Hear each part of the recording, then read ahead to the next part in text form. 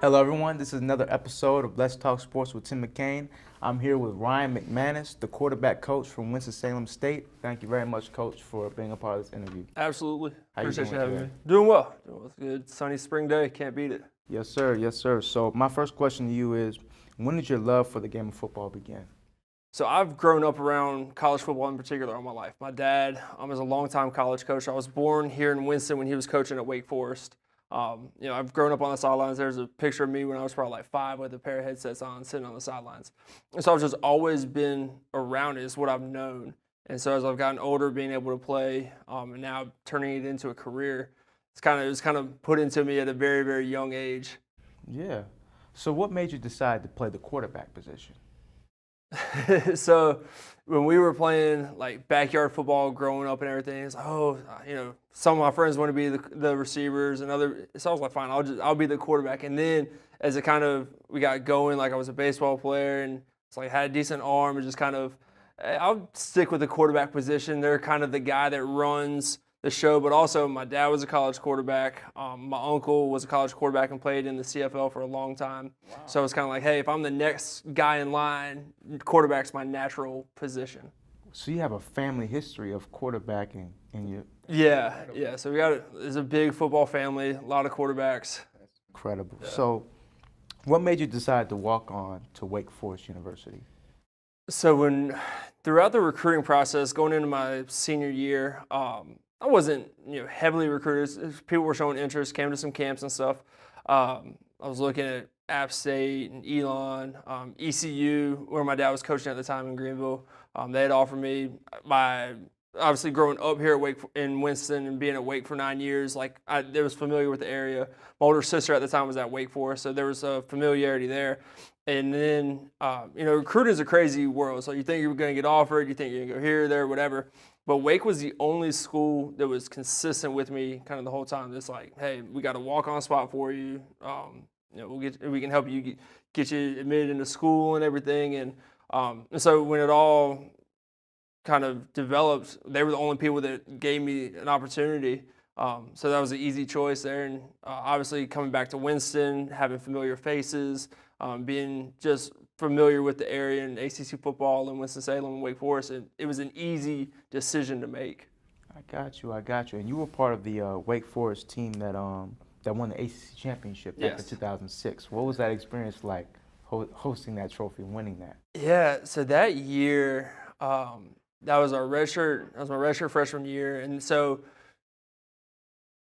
it seemed like once we got to 4 wins, it was like, okay, this is exciting. Once you get to 5 wins and then 6 wins, and then it's like each week, I think we were sitting at 6-1 maybe. It's like, oh shoot, we can be 7-1, and then next week and just kind of keep going and just building the momentum. And you look at all the crazy things that happened that year, like Chip Vaughn blocking the field goal against Duke.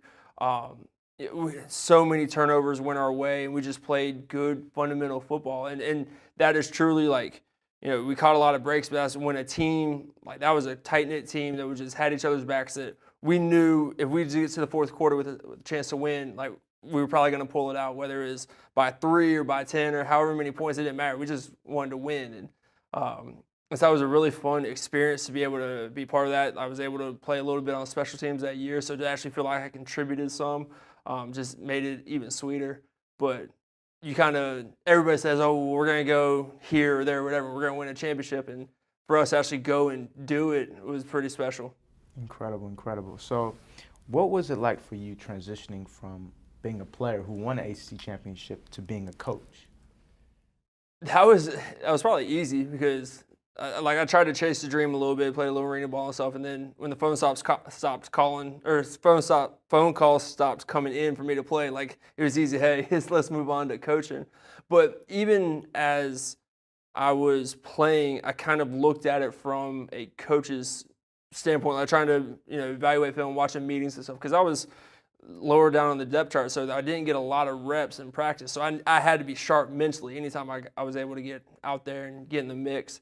And so realizing hey, I enjoy college football. I've grown up. This is what I know. I enjoy being around it.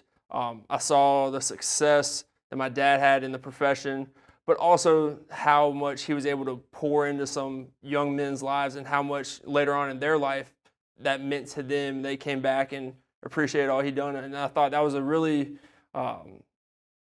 cool career to have, because during the fall, every week's different.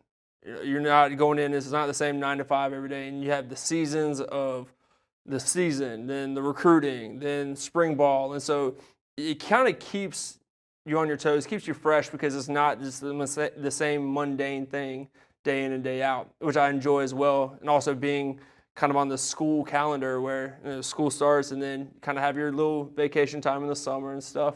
It was just something that when I was a grad assistant, I enjoyed it, and it's something I wanted to continue to pursue once I was done being a GA. Wow, incredible. So my next question to you is, when you got hired at Winston Salem State University, what was it like being, first year under as a quarterback's coach? It was probably the easiest position for me to jump into because I played that position. I know what it's like to be in the huddle. I know what it's like to have the helmet on and take a hit and see how things develop, so I can relate to that position the most, whereas if I was a tight ends coach or receivers, I've never played that position. So, right. So I think I immediately walked in with a little bit of credibility. Obviously, I was the youngest person on staff by a long shot, so I could relate to the players pretty well there. I have the ACC championship ring to say, hey, I know a little bit about football. I've experienced some big time events. I've been able to play in front of a lot of people on TV and stuff. So I think I was able to walk into this experience confident, knowing, hey, I know how to coach the position. I know the techniques. Now let me just learn our offense so I can deliver that to the players in the best way possible. I got you. Well, it's interesting because I did a little research on you, and you were actually a wide receivers coach in high school. Is that correct? We kind of dabbled a little bit. We didn't have a ton of staff at the high school, so I kind of had to do both. I got you. So my next question is, Rod Tinsley, he's one of the best quarterbacks in Winston-Salem State's history. Mm-hmm. What did he mean to you as a quarterback while you were coaching him? What did he mean to you?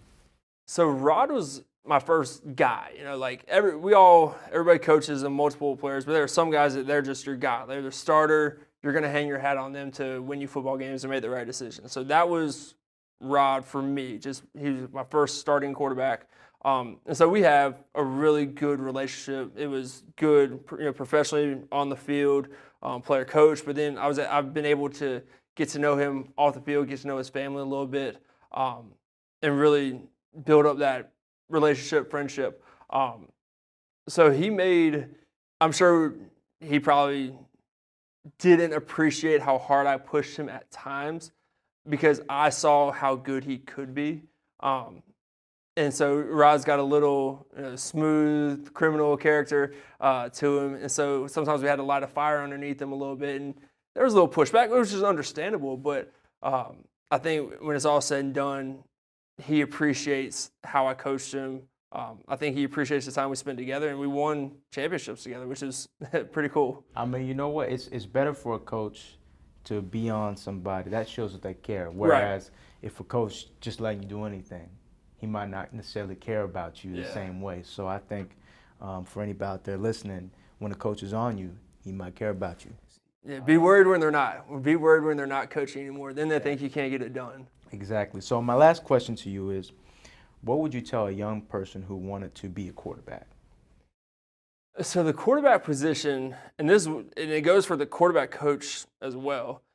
The quarterback position gets too much credit when things are going well. It gets too much blame when things go poorly. Okay. And so you've got to be able to handle that and say, yeah, you're the best one week, and then the next week you guys lose. Oh, you stink, it's your fault. Mm-hmm. So you got to be able to handle that and stay even keel, and you got to be able to have confidence in yourself and have confidence in the other 10 guys around you. Because when you walk into that huddle to call a play, there are 10 guys looking at you to see how your mannerisms, your demeanor, are you calling it with authority, or are you like, oh, I don't know if this play is going to work? And they feed off of that. Right. You can't get caught up in all like the ratings and rankings and quarterback gurus, and this is, trying to get scholarship offers. Like, if you want to be the quarterback, you got to go out and be the best leader you can be and have a little thick skin, because unfortunately, you're putting yourself out there to get a lot of credit when things go well that you probably don't deserve, and you get a lot of blame when things go bad that you probably don't deserve either. And you got to be able to handle that and continue to lead 10 other guys on the field. Hey, that's incredible. That's great advice. Well, thank you, Coach, very much for doing this interview. This is another episode of Let's Talk Sports with Tim McCain. Y'all have a good one.